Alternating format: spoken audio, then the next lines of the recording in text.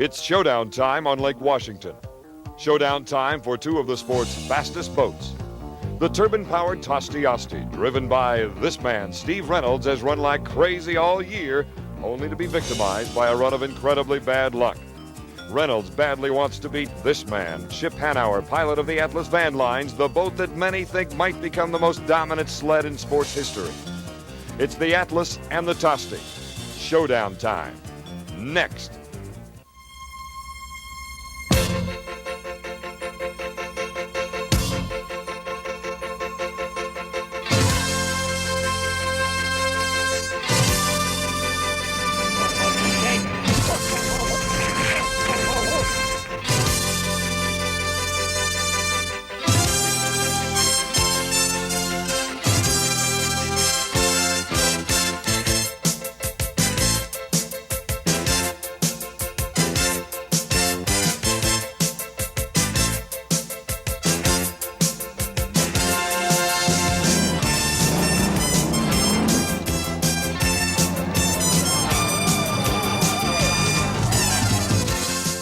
From Seattle, Washington, this is the Seafair 7-Eleven Freedom Cup, brought to you by Ford and your local Ford dealer.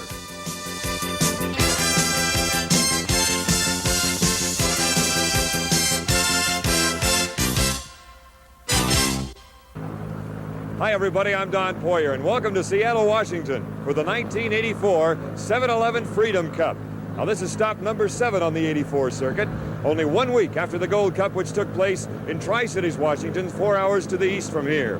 It's been a rather quiet week. That's good news, because it means that the boats are all right. No major damage coming out of the Gold Cup, and that means the fastest fleet yet for 1984. One of the boats that ran extremely well last week was the Squire Shop with Mickey Riemann, especially in the final heat. In that final, he ran away from everybody at the start, and only a couple of laps into the race, however, he broke down while trying to fight off the eventual winner, the Atlas Van Lines and Chip Hanauer. Jim Hendrick, my fellow announcer for this 84 circuit, is down there with Mickey right now. Down the man we're with right now, Mickey Riemann. Had the Gold Cup right where he wanted to for 3 full laps and then troubles. Now, you're the hometown boat considered. You're from Seattle.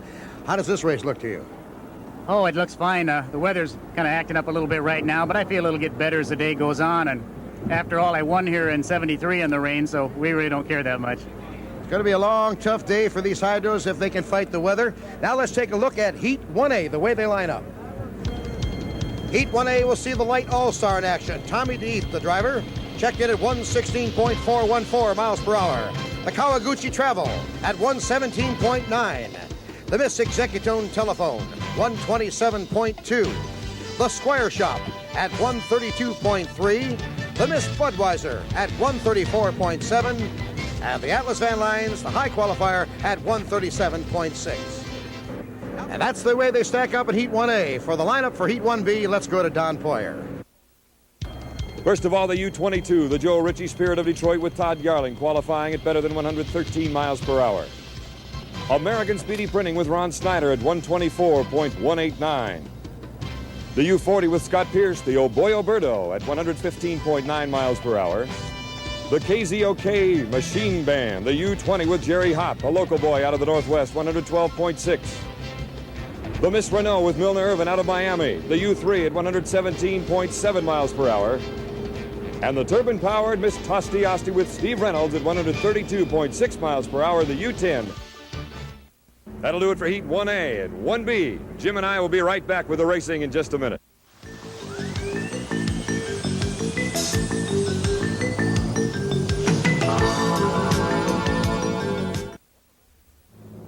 Welcome back to Seattle. Don Poyer along with Jim Hendrick, and we have an unexpected visitor. Vice President George Bush is in the pits with Jim. Mr. Vice President, you're a powerboat man, an ex-Navy man. What do you think of that boat? I think it looks awful swift for me. I got a deep V-hull cigarette, and I believe the Miss Budweiser would whip me. So I want to watch it in action out there. I want to see it. Back up to you, Don. All right, and welcome, Mr. Vice President. Here's the rundown for Heat 1A. The Atlas, the Budweiser, the Squire Shop, Executone, 4 of the hottest boats on the tour. Some past winners in Seattle. Jim Kropfeld getting his first win in Seattle last year. Chip Hanauer, Dean Chenoweth, and of course Bill Munsey dominated for years. Drivers in 1A, Tom Deeth out of Detroit, and the Light All-Star owned by R.B. Bob Taylor of Houston. Ron Armstrong and the Kawaguchi Travel, a very heavy boat owned by Bob Patterson out of Southern California. George Johnson and the Miss Executone Telephones, performing now, racing in front of their hometown crowd. They love a win here. So would Mickey Riemann, number 2 in national points in the Squires shop. Number 1 in points, this man, Jim Kropfeld and the Miss Budweiser, a winner here last year, as we said earlier. And another man from Seattle, Chip Hanauer and the turbine-powered Atlas Van Lines. That's the rundown for Heat 1A. And into the north third now on this 2.5-mile course, which runs north and south in Seattle. On the inside, to the right of your screen, is the Miss Budweiser with Jim Kropfeld aboard. To the left of him is the Squires shop. And Mickey Riemann, now based in Seattle, right here in front of his hometown fans. Here we go with the start with Heat 1A. And it appears that the Squires shop with Mickey Riemann may have jumped the gun. In the meantime, he has the lane number 2. On lane number 1 is the Budweiser with Jim Kropfeld heading into the south turn. On the outside is the U80. That's the Kawaguchi Travel with Ron Armstrong. And in lane number 3 is George Johnson and the Executone Telephones. Where's the Atlas Van Lines? It's way back, way back. And as a matter of fact, the Light All-Star did not even start. So it's a 5-boat race as they go into the south turn. The Budweiser in first place with Jim Kropfeld aboard, going into that north turn now along the log boom. A lot of real tough rollers out there. The boats are going to have a tough time with a lot of air underneath. They don't like the parallel rollers, are what they're called, which makes the boats rather rock back and forth, and it's very hard to sustain any kind of fast speed. The Squires shop right now running in second place will have to get word on whether or not Mickey Riemann jumped the gun. You see the Budweiser, the national point leader here in 1984, going around the south turn. In third place, maybe second, the Executone Telephones with George Johnson. Atlas Van Lines back quite a ways. Some engine problems early on for Chip Hanauer here in 1A. Down the backstretch, first place the Bud, second place that man, Chip Hanauer, check that, Mickey Riemann and the Squires shop. Coming down to complete lap number 2 is the Budweiser with Jim Kropfeld aboard. Let's get a speed, 122.9 miles per hour. The Budweiser in first place. Second place, Squires shop, Mickey Riemann. And in the battle for 4th and 5th, it's the U80 on the inside, Atlas Van Lines on the outside. Turbines over there. Turbines way back. Bernie Little, the owner of the Budweiser, yes. His crew just telling him that the Atlas Van Lines are slowed down. More trouble for Chip Hanauer and the Atlas Van Lines. Dead in the water, we'll see if they get started again, but that's what Chip sees is the rooster tail of the Budweiser going into the north turn with Jim Kropfeld. Kropfeld with 7 unlimited hydroplane victories coming into this race in Seattle, Washington. Second place, Mickey Riemann. Now you see the lead by the Budweiser as they go around the north turn. Jim Kropfeld out of Cincinnati, Ohio, and the Budweiser. A wedding took place on this boat just a couple of days ago. Hard to believe, isn't it? Bernie Little calls it the love boat. The Budweiser in first place, second place the Squires shop and Mickey Riemann. Now wait a minute, we have official word now. The Squires shop has been penalized 1 lap for jumping the gun. So that means now that Mickey Riemann is in 5th place, and that is the battle for 3rd and 4th. The Atlas Van Lines is running again on the inside of the U80, the Kawaguchi Travel with Ron Armstrong. That is the 3rd and 4th place battle with Executone in 2nd place. Mickey Riemann is in last place with the Squire shop, and the Budweiser is on top. The Atlas Van Lines running past the U80 now as he tries to get some points. Chip Hanauer, we have only 2 heats here, so you've got to grab points when you can to get into the final. Jim Kropfeld in first place with the Budweiser coming into the south turn on a very gray day here in Seattle. The water not very forgiving, especially in the south turn, and as he goes down the back chute along the log boom. Executone Telephones right now in 2nd place. The Budweiser in 1st. The Atlas Van Lines is in 3rd place right now. Chip Hanauer, winner of 3 straight Gold Cups, and of course a winner 1 week ago in the Gold Cup in the Tri-Cities area of Washington State. The Budweiser with Jim Kropfeld looking for his 8th victory in the Unlimited Circuit. Jim Kropfeld out of Cincinnati, driving for Bernie Little in his 3rd year. And here's your winner of Heat 1A, Jim Kropfeld and the Bud. 2nd place will not go to the Squire shop. He has been penalized 1 lap. And here's your battle for 2nd place. On the inside is the Executone Telephones. On the outside, Chip Hanauer and the Atlas Van Lines. Here's the finish. Atlas Van Lines, Chip Hanauer, 2nd place. Let's go to the Atlas camp with Jim Hendrick. Down here now with Jim Lucero. Jim, what happened out there? What's something wrong with the power? Well, what happened is the water was pretty lumpy out there. The boat was reacting up in the air, and every time Chip would pull his foot out of it, the fire would go out.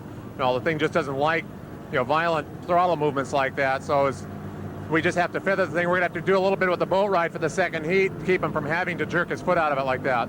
Thank you, Jim. Point-wise, here's how they stand. The Budweiser with the 400 points, Atlas Van Lines with 300, Executone Telephones, and it goes on down the line. And now to the winner with Jim Hendrick. All right, now let's get to the winning driver taking a swig of refreshment here. How rough was it out there, Jim? Well, it's the average for Seattle. It's very rough. There's a lot of rollers coming back from the pleasure boats back there, and it's terrible on the straightaways. You had the start nailed on the insides. That's where you wanted to be? Well, that's what I thought I'd try this time. I had a few figures down, and I studied them, and it worked out perfect. Of course, I noticed some of the other guys were way down here in the turn when they should have been up there getting ready for the start. They were all late. That's the story from down here in the pit area of the Budweiser camp. All right, James, you see them in all sizes and all speeds here on Lake Washington. We'll be back with Heat 1B in just a moment.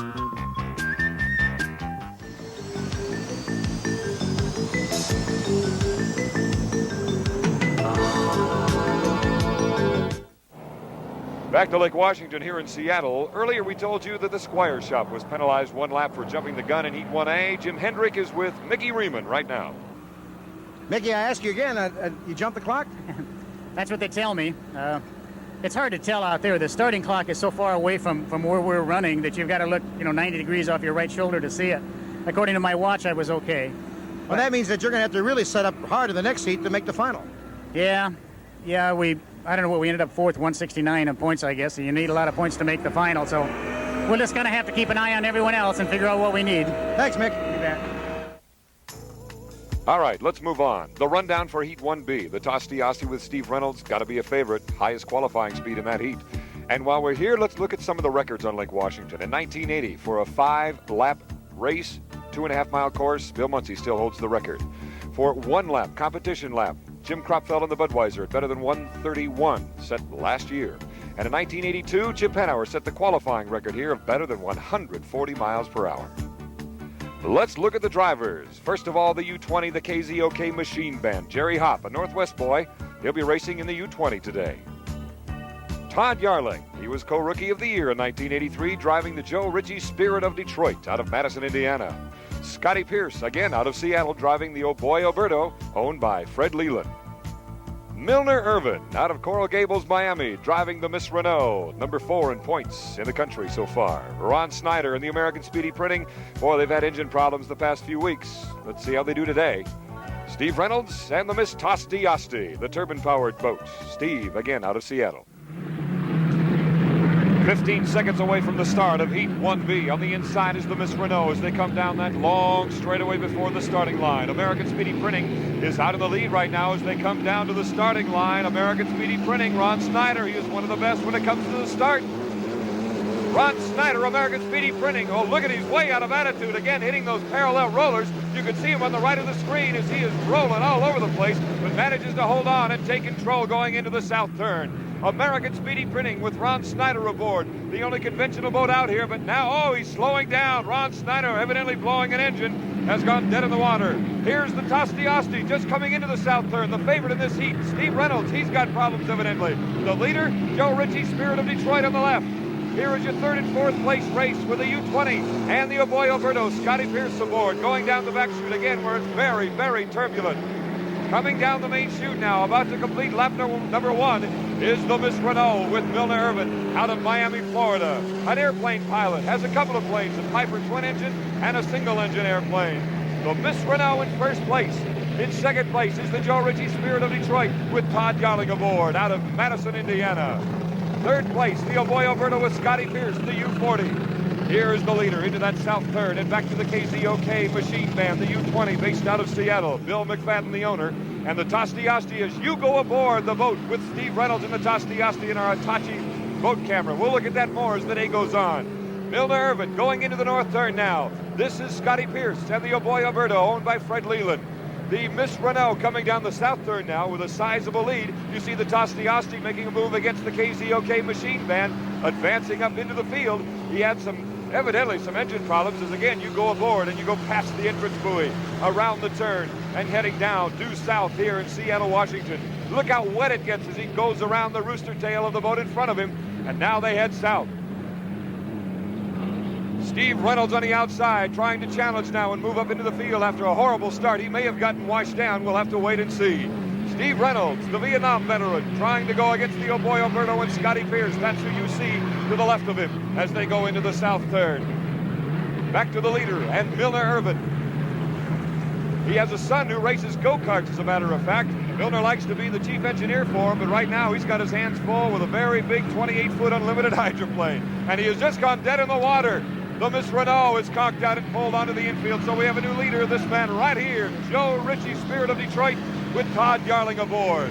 Out of Madison, Indiana, Jim Sedam, the owner of this boat. He is in first place. And Tosti Asti has now moved up into second place. You see the rooster tail of the Joe Ritchie in front of Steve Reynolds. You see what he sees trying to give chase to that boat right there in the south turn, the Joe Ritchie, Spirit of Detroit.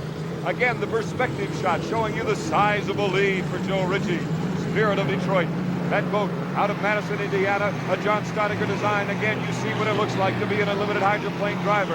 And he's going down through the treacherous back chute now in Seattle with those parallel rollers, are what they call it, where the boats go along the wake rather than going against them. And it's very difficult to hold on to maintain the right kind of attitude you like to in an unlimited hydroplane. Now heading south, coming down the main chute, the second place boat, the Tosti Asti, the turbine-powered boat owned by Steve Woomer out of Kent, Washington, just 30 miles south of here. Into the south turn, again the leader, Todd Yarling, holding on. He got a second place down in Miami in the first race of 1984. A very consistent boat. They had a lot of problems in Detroit and in Madison, but until then they showed steady improvement. Todd Yarling, a young driver out of Madison as well. He has shown great improvement as well as his boat has. The Tosti in second place. Steve Reynolds, you can see, not running very fast. Anytime you see spray coming up around the sponsons like that, you know he's not moving all that fast. Not a very healthy Tosti Asti at this stage. But first place belongs to this man, Todd Yarling, and the Joe Ritchie, Spirit of Detroit. 400 points to Todd and company. 300 to the Tosti Asti. So here are the numbers. Tosti Asti taking second. Moving on down the line, Renault and American Speedy Printing failing to finish.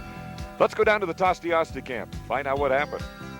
We'll try to find out what happened to Steve. Excuse me, sir. Steve, what happened out there? Well, we're almost in the same condition we had at Pasco, Jim. We're just not establishing and maintaining our lane. So the damage here is worse than it was in Pasco. At least I was able to keep the engine running. But we took on so much water that we've damaged the compressor, and I was compressor stalling the whole way around. What slot were you looking for when that happened? Well, I thought I was establishing about lane 3.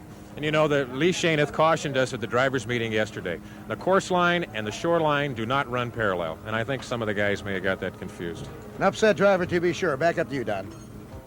Here's where the trouble started. The Tosti during the start of the race. Suddenly from the right side comes American Speedy Printing, and that did him in.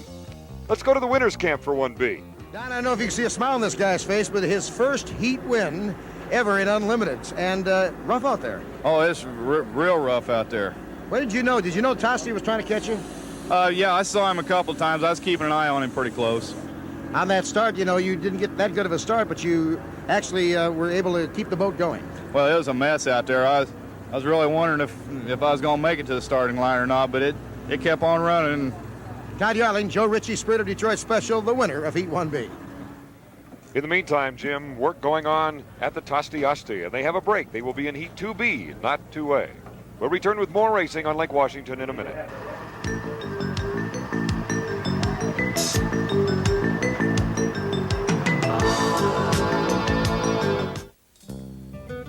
Don Poyer along with Jim Henrik along the shores of Lake Washington. Jim is in the Renault camp right now, which had to pull out of Heat 1B. Don, a little while ago, I talked to Jerry Shaneth, owner of the Renault, and he said that the damage is so extensive it might not be able to be repaired for the rest of the season. A decision is going to have to be made. The driver, Milner Irvin, is with me. Milner, when did it go and when did you feel it? I sure did, Jim. It really shook the back of the boat. Of course, when you lose a blade off of a 3-blade prop, it really gets violent, and I felt it going to turn down there, about the third lap, I guess. Out for the day and maybe out for the season. How do you feel about that? Well, that doesn't make me very happy. Even out for the day is kind of disappointing, and I hope we can get it finished and fixed before San Diego. Don? All right, Jim, we move on here in Seattle. And due to the withdrawal of the Miss Renault, the Kenny Toyota Volvo, the first alternate, has been added to the field for Heat 2A. The Atlas Van Line's got to be a favorite, and here we go with the second heat.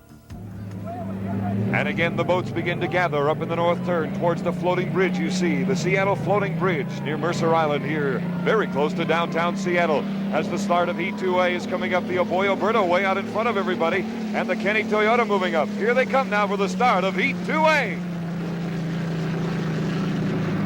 We've got 5 boats out on the course running down into that south turn. I'm not sure where the Squire Shop is right now. It was last seen on the infield, but in the meantime, we'll call it for you as they come down into that south. There's the Squire Shop on the infield. It looks like the boat is running all right. Some sort of problem for Mickey Riemann in the Squire Shop. There's the leader, the Atlas Van Lines, coming around and going down the back chute. And you see the rooster tail of the Squire Shop. Something obviously wrong with the Squire team. The boat will have to get a word later on after the heat. Already a commanding lead for the Atlas Van Lines. There's Earl Hall and the Kenny Toyota. He goes by the Squire Shop on the infield. There's the big lead we talked about now for the Atlas Van Lines, the turbine-powered boat, brand new. Of course, it missed the first 2 couple of races as Jim Lucero, the team co-owner and designer, was putting it together. The Executone Telephones with George Johnson in second place, another Lucero designed boat. This one powered by a Merlin Rolls-Royce engine, however, instead of the turbine. Brand new boat and getting a lot of air under the boat as he comes down the main chute. Chip Hanauer, though, the boat running much better now than it did in the first heat of the day, as he has a commanding lead going around the south turn and heading down the log boom, where many pleasure boats here in Seattle come up every year to watch as close as you can get to this course. The battle for 4th and 5th, the Joe Ritchie Spirit of Detroit and the Oboy Oberto on the outside. Scotty Pierce in the Oboy going past the Joe Ritchie with Todd Garland down the back chute. Again, back to your leader, Chip Hanauer. Been driving boats as he bounces around. Been driving boats since back when he was about 10 years old. He and his father, Stan Hanauer, now a member of the Atlas crew and works on the turbine engines, decided we'll make it a career. And there's Fran Muncie. She's the co-owner of the Atlas Van Lines boat, along with Jim Lucero, and of course the Atlas Van Lines company being the winningest sponsor in unlimited hydroplane history. John Love to his right. And they watch that boat right there. Chip Hanauer and the Atlas Van Lines, the turbine-powered boat. They say it's the way of the future, and as soon as they get the consistency problems ironed out, I don't see anything touching it. Many, many more boats going to the turbine power. You'll see Jerry Shaneth and the Miss Renault Camp going to the turbine-powered source next year in a brand new boat. Chip Hanauer out of Seattle, Washington, a graduate of Washington State University, in total command, has control here in Heat 2A. He'll get another 400 points. That would give him 700 for the day. This, of course, is George Johnson out of Seattle, an owner of a small fleet of fishing boats. That's what he does for a living. This is what he does for fun. One of the owners for the Executone Telephone boat. And, of course, Chip Hanauer now going past the Oboy Oberto, lapping Scotty Pierce, picking up a little water, as a matter of fact. Again, the water is much worse than it appears from here. It's much like even the Detroit River, they say. When these boats get out here, there's no place for the waves to go as they run in either to the shore or run into the log boom in the back stretches, where they're going right now. The Atlas Van Lines in first place, going after another 400 points. Chip Hanauer's average speed right around 118 120 miles per hour. As he goes now around the north turn, you see in the background the floating bridge here in Seattle that has been a trademark of unlimited hydroplane racing. Back in the 50s, they used to do what was called the flying start, starting under the bridge and streaking down the shoreline. But here's your winner of Heat 2A, Chip Hanauer and the Atlas Van Lines, 700 points for the day. Rolling into the north turn, the first alternate in today's racing due to the Renault pullout is Kenny Toyota, and finishing second place, Executone Telephones with George Johnson out of Seattle. And here's the order of finish. The Atlas Van Lines winning a heat today in Seattle. Executone Telephones, Kenny Toyota, Joe Ritchie, Oboy Oberto, and of course the Squire Shop with more problems. Tough day for Mickey. And for the day, here are the points now. Top 2 boats look good. In fact, the top 3 for getting into the final heat. It'll be tough now for the final 3. We'll have to wait and see. Let's go down to the winner of Heat 2A with Jim Hendrick. Nice going. Thank you. Looks like a little better, but you were kind of high there going into that first turn. Yeah, we're still having a little trouble getting the boat ride just right yet. So we've got some time now between now and the final. See if we can make some changes. You have to make some changes to keep the front end down? Yeah, that first heat, Jim, we were kind of all over the place. And As low as you sit in the boat, though, can you feel it come up? Oh, yeah. You know, that's what they pay you to do, is have some sensitivity in your rear end. And, oh, yeah, you can feel it. Okay, that's the story from the pit area down here at the Atlas Camp, the winners of Heat 2A. All right, Jim, and remember the Squire Shop was running on the infield at full speed. What was the problem? It was this, a broken stopwatch.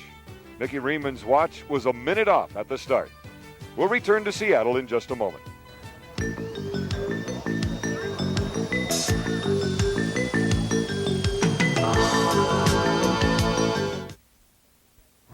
Jerry Verhill of the Tosti Asti along with driver Steve Reynolds. And right to his left, there is the camera, the Hitachi camera, giving us those great pictures. Let's go to Scotty Pierce with Jim Hendrick. I've said it before, Don, this young man, Scott Pierce, if he gets a real good equipment under him someday, is going to be a hot-shot driver. He battles his boats all the time. Now, this boat is acting a little better than when you took your flip out in Madison. Yeah, actually, it's a whole lot better, and it's a credit to my crew that we've got her settled down somewhat, and we're able to go a little bit quicker. But in this the water conditions that we have today, and when it's rough like this, we're really just up against it because our boat's pretty light, and it just doesn't want to go through it. Scott Pierce down here in the pit area, Don. And it's rundown time for the final preliminary heat of the day. The Budweiser, good day for Jim Kropfeld. The Tosti, Kawaguchi, moving on down the line. Heat 2B coming up. And we near the 12-second mark as again they come around the north turn. And again, American Speedy Printing with Ron Snyder leading the fleet to the starting line down to 5 seconds. Here we go with the start of Heat 2B, and American Speedy Printing is out in front. Inside of him is the U-80, the Kawaguchi Travel, and on the far inside, the Budweiser and Jim Kropfeld. American Speedy bouncing along again as they go into that rocky south turn. The Budweiser in first, the U-80 Kawaguchi Travel in second, and on the third lane right there, American Speedy Printing with Ron Snyder. The Budweiser with a skid fin digging in, rolling around those 1,000-foot turns in diameter. The Budweiser in first place. Jim Kropfeld out of Cincinnati, Ohio, down the back chute. In second place right now, American Speedy Printing. But let's see how he's doing. Yes, he's rolling along pretty well. Here comes the U-80, the Kawaguchi Travel with Ron Armstrong. One of the heaviest boats really in the fleet and better than 10,800 pounds. But it's moving quite well. And on the inside, in second place right now, Ron Armstrong and the Kawaguchi Travel. In third place, American Speedy Printing, Tosti Asti is back a ways. The Budweiser in first place with Jim Kropfeld aboard, looking for his second straight win in Seattle, Washington. American Speedy Printing, as you see, cutting inside as they go around the turn and head down the main chute. The Tosti Asti on the outside. Hey, we got quite a traffic jam. We got about 4 boats bunched up now battling for second place.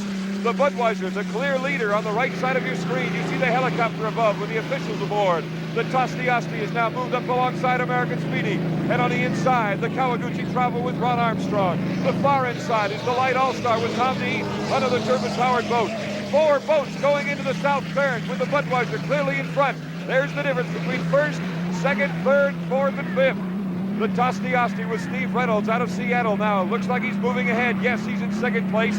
You see the Light All-Star right there with Tom DeEath. The boat out of Houston, Texas, designed by Jim Lucero. Tom slowly moving up against the Tosti Asti. Again, the Budweiser in first place, but a great traffic jam between 4 other boats.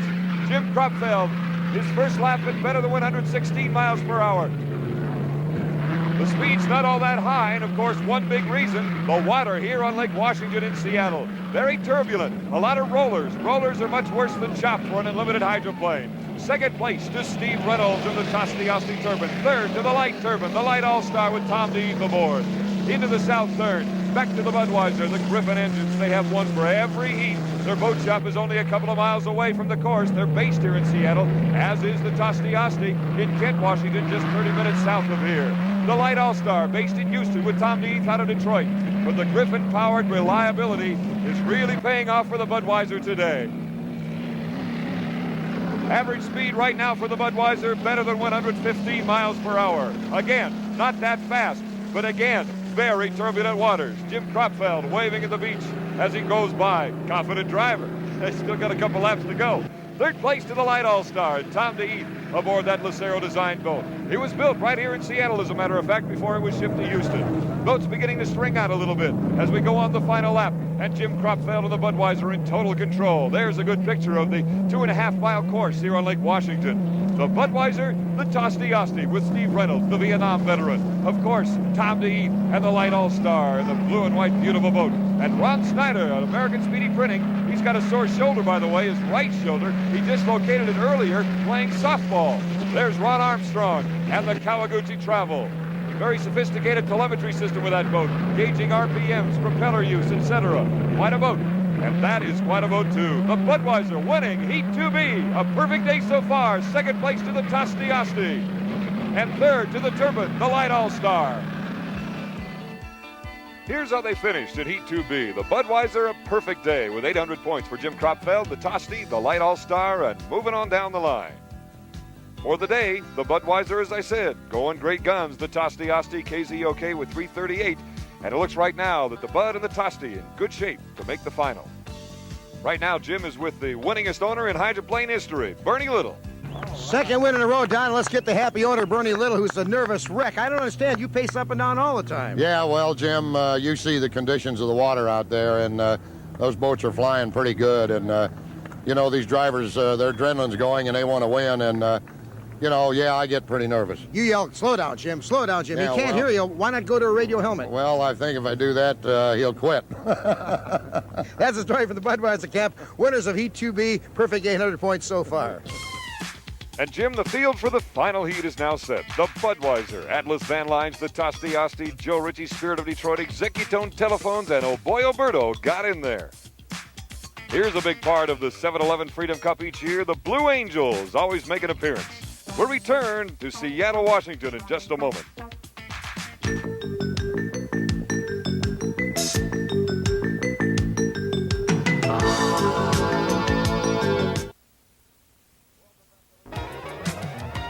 Welcome back to Lake Washington. I'm Don Poyer with Jim Hendrick. The boat camps have voted, and there will be a consolation race. Here are the boats: the Light All-Star, the Kenny Toyota, Squire Shop, American Speedy Printing, and Island Security System. That's the second alternate. They'll race today.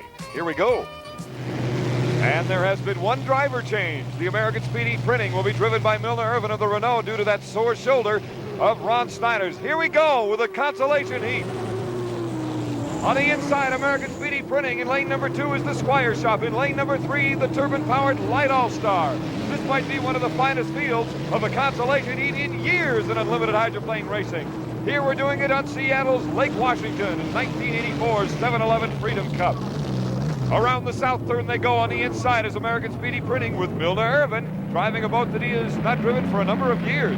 That's the leader, the Squire Shop, with Mickey Riemann. Remember, they're racing for half points. The winner will get 200 rather than 400 points. Again, Milner Irvin back in the boat that was once called the Miss Madison, and that's when he was driving it. He's having a ball right now, going deck to deck or very close to Mickey Riemann and the Union Bay Squire Shop. Into that choppy north turn. And look on the outside. Yes, by the helicopter you can see the Light All-Star, the turbine-powered boat with Tom DeHeath creeping up on the outside. What a great race. This is the best we've seen all day. On the inside, Milner Irvin. On the outside, the Squire Shop with Mickey Riemann completing lap number 1.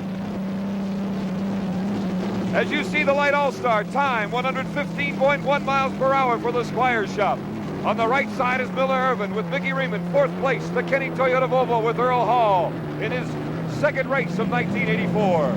Mickey Riemann, a man who says he's very much into who I am, what I'm doing, and where I'm headed, is very much in control right now of his wonderful boat. He's in first place with a good battle. You see Mitch Evans here with the Island Security, dead in the water in the infield. He's the son, of course, of Norm Evans, a great driver in his day. On the outside, look at the Light All-Star. That's the turbine-powered boat with Tom DeHeath going deck to deck with the Squire Shop and Mickey Riemann with the Merlin engines. Down the back chute, along the log boom with the pleasure boats out there, getting a close-hand look at two wonderful boats as they scream down the back chute. On the inside, again, there's Milner Irvin. He's, you gotta wonder how he's driving that boat because he's used to the cap-over design, and all of a sudden, he's in lane number 1, the tightest lane, and driving a conventional boat, a boat he has not been in for some time. But in the meantime, you've got very, very experienced drivers. Mickey in the middle, Milner Irvin on the inside, and Tom DeHeath on the outside. What a great show they're putting on for this crowd of better than 160,000 on a gray, wet day in Seattle, Washington. Mickey Riemann in first place with the Squire. The Light All-Star is in second along with American Speedy, and that is the Kenny Toyota. Back into the south turn again. The skid fin throwing the water high into the air. In lane number 2 is the Squire. Again, Mickey Riemann still in first. Second place, you see the second and third place boats. On the left, the Light All-Star behind the Rooster Tail. Mickey Riemann beginning to stretch it out a little bit as he goes down the back chute one more time. American Speedy Printing and Milner Irvin on the inside. Back into that north turn they go. That is the calmer of the two turns. Not quite as much turbulence. The Light All-Star going way wide, trying to keep the speed up, is Tom DeHeath out of Detroit, Michigan. Tom having a whale of a ball right now, just staying on the outside hip of Mickey Riemann in the Squire Shop. Mickey Riemann, there's the Light All-Star. Tom DeHeath, the Squire Shop in first place. Let's get some speeds here. They've got to be close. Yes, look at this. 114, 114, 114. All three of them going at identical speeds after that lap. Still, Mickey Riemann in first place. Coming around the south turn, rather, going back into the back chute. And on the inside still is Milner Irvin.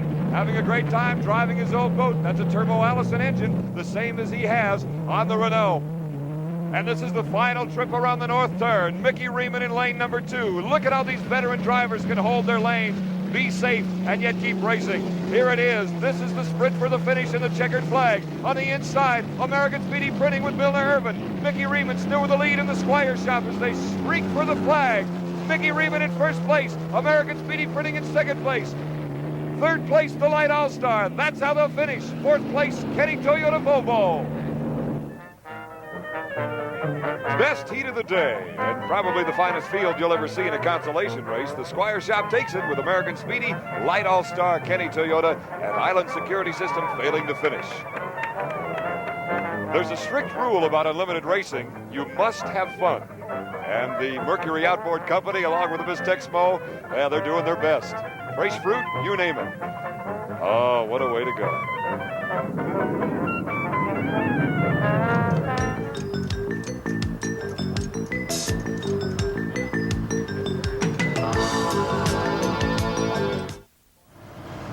Don Poyer again, along with Jim Henrik here in Seattle as the final heat approaches. We took the drivers aside and asked them what will be their strategy for the final heat in the 7-Eleven Freedom Cup. Well, the final heat, I've got to figure that the Tosti Asti, the Budweiser, and the Squire Shop are going to be the biggest competition.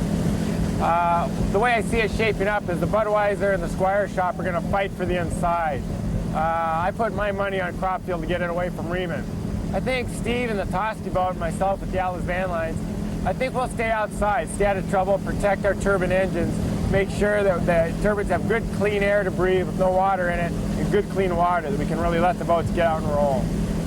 Well, what we're really going to have to try to do with the Budweiser here, I believe, is that I can bog the thing down in the water pretty slow, and I can probably drop down to about 80 mile an hour. And I think I'm going to come around on the start real early, and I'm going to back off and just kind of idle around here barely on plane. And my idea is that these turbine boats, I know for a fact that if you drop a turbine engine under about 90% power, it's going to bog down and they can't get it going again. And it might take a lap to get it cleared out. So my idea is if I can kind of suck them up into the start turn up here, and get the Atlas and the Miller boat, whoever's going to be out here, I'm going to bring them up here early.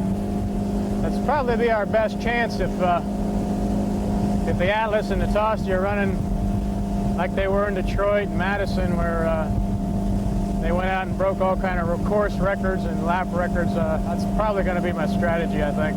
Just got to kind of outfox them before the race because they can outrun me during the race. Well, where I'd like to be at 30 seconds before the start of the race, I've got to make sure that everything in my machine is playing right, and I've got the rest of the competition sized up. I'm going to make the assumption that all the fast boats have survived most of the preliminary heats and we're in the final. The advantage that I have with a turbine engine is that I don't really care whether I'm on the inside, lane 2 or lane 3. The Miss Tosti does so many things so well, I'm content to take any one of those positions just so long as I can hit that starting line flat out, running as fast as I can run, right on the money. All right, Steve, let's look at the rundown then. A great matchup, at least between the top 3 boats, the Bud, the Atlas, and the Tosti. At the American Speedy Printing Camp, driver Ron Snyder signing a few autographs. Our final heat is just moments away. Stay with us.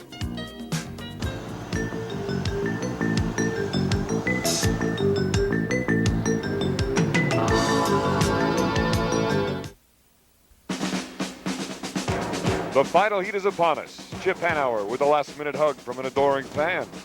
Steve Reynolds in the Tosti Asti shaking hands with owners Steve Woomer, Danny Walters, the crew member. Jim Cropfeld with the custom of putting ice cubes in his mouth before each race and a last-minute word from Bernie Little. And you go out onto the course in the Tosti with Steve Reynolds. Again, the final lineup. The Bud, the Atlas, the Tosti, Executone Telephones, at least those 4, all capable of winning this heat. All 6 boats now up into the north turn with the Budweiser on the inside, slowing down just as Jim Cropfeld said he would. The Budweiser on the far right of your screen. The Joe Ritchie Spirit of Detroit next to him. Out near there is the Tosti Asti on the left side of your screen. Down to the 10-second mark as they come down to the starting line here in Seattle for the 7-Eleven Freedom Cup. The finals are here with a Budweiser in front at the start of the heat. Here we go. The Budweiser in lane number 1. In lane number 2, the Atlas Van Lines charging hard as they go into the south turn with Chip Hanauer aboard. The winner of 3 straight Gold Cups. He won last week in Tri-Cities, Washington. Look at him scream around the south turn next to the Budweiser. The Budweiser in lane 1 with Jim Kropfeld trying to hold off the turbine-powered Atlas Van Lines. But here comes the Atlas. They're deck to deck as they now come down the back chute. Bernie Little, the owner of the Budweiser, watching his boat and watching his driver, Jim Kropfeld, duke it out with a man by the name of Chip Hanauer, the 2-time national defending champion. The Atlas pulling away from the Budweiser as they go down the back chute. You see from the Tosti Asti what Steve Reynolds sees. He's in 3rd place going into that north turn as well. The Atlas Van Lines, the light boat, the brand new boat, built by Jim Lucero, who is also the team manager. Coming down the main chute to complete lap number 1. Chip Hanauer racing in front of his hometown fans, about to complete the first lap of the race. The Budweiser, a rooster tail distance back in 2nd place. Jim Kropfeld and the Budweiser. Here they come now back to the south turn again, and wait a minute. Chip Hanauer has an arm out and he's slowing down. The Budweiser goes into 1st place. Bernie Little, the owner of the Budweiser, he can see it right in front of him as his boat goes past the turbine-powered Atlas Van Lines. Chip Hanauer and the Atlas slow way down. It looks like they're out of the race. The Budweiser not looking back as he goes around the south turn. There's Steve Woomer, the owner of that boat right there, the Tosti Asti, and Steve Reynolds aboard. You see him going by the Atlas Van Lines. Chip Hanauer looking at the turbine engine through the air vents. There's the designer builder. What can you say? Jim Lucero. There will be another race in about 5 weeks in San Diego, as a matter of fact. He's still one of the best. But moving on to the race, the Budweiser up on the north turn. Jim Kropfeld hoping to get his 2nd straight victory in Seattle. He's raced here only 2 times, both times in the beer wagon. The Miss Budweiser in 1st place. Let's get a speed on the Bud here in the 2nd lap of the afternoon in the final heat. The Budweiser at 122.2 miles per hour. You're in the 2nd place boat with Steve Reynolds and the Tosti Asti at a speed of 116 miles per hour. 3rd place, George Johnson and Executone Telephones. You see the 3 leading boats at the top of your screen. The Budweiser, again, that choppy water along the log boom. The fans very close there. They get a great shot of the boats as they go by. The Tosti Asti, hard to beat this shot. You could see the rooster tail of the Budweiser, that boat right there ahead of him. But Jim Kropfeld driving for Bernie Little, hoping to get him his 49th victory as an unlimited owner. The Budweiser making its final voyage on Lake Washington. The boat will be retired. It appears that Bernie Little plans to go with either a turbine engine like the Tosti Asti or stay with a Griffin-powered engine, the piston engine. 3rd place belongs to the Executone Telephones with George Johnson. He's out of Seattle as well. Many drivers, many boats performing in front of their home crowds. For the Budweiser, of course, based in Seattle with a new engine in there, a new Griffin engine. They replaced it just before the final heat, as they do in nearly every heat out in the West, is in total control here in the 1984 7-Eleven Freedom Cup. Jim Kropfeld takes the Bud around the turn for the final time. Jim, who was very sick last night with a temperature of over 102 degrees. He's been a fighter today, a gamer. The Budweiser winning the 1984 7-Eleven Freedom Cup aboard the Budweiser. Let's hear it for the Pistons. Let's hear it for the Pistons. Bernie Little and Bob Stile, the owner of the Squire Shop. Steve Woomer getting a hug from Bernie Little. Woomer, the owner of the Tosti Asti. He's getting 2nd place. 3rd place, Executone Telephones. So the Budweiser takes it. Coming in 2nd place, the Tosti Asti. Executone Telephones, Joe Ritchie, Oh Boy Oberto, and the Atlas Van Lines, despite setting a new course record in a competition lap of better than 133 miles per hour on lap number 1, fails to finish. For the Budweiser, it was victory number 4 in 1984, and we'll hear from the winning driver and owner in just a moment.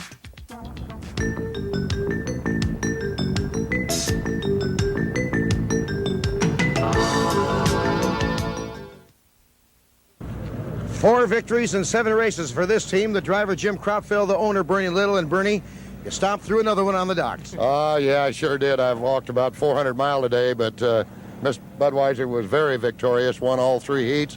We don't like to come in 2nd or 3rd. We want to go first, and that's what Jim's done in all his races, and we're real proud of you, Jim, and we're just going to keep it up. Jim, you were sitting in 2nd place, about 5 boat lengths behind the leader at the end of lap number 1. Did you notice that something blew on the engine of the turbine? Well, I really did. Coming down somewhere right out here close to the first turn, I noticed something shiny fly off the back of the Atlas, and right then I knew I had to the race won. But he was running good, and it was going to be a lot of fun there for a while.